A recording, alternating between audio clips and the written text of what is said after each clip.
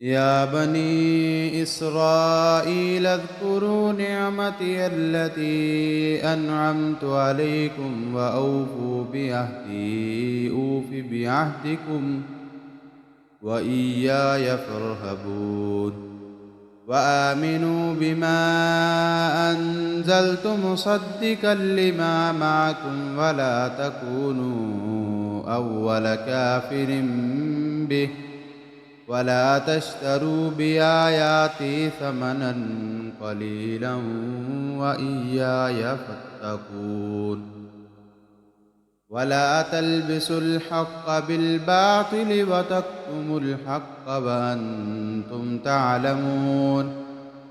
وأقيموا الصلاة وآتوا الزكاة واركعوا مع الراكعين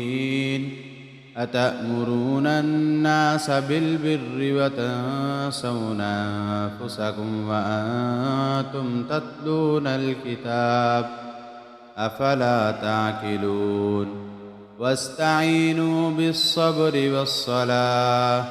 وإنها لكبيرة إلا على الخاشعين الذين يظنون أنهم ملاقو ربهم وأنهم إليه راجعون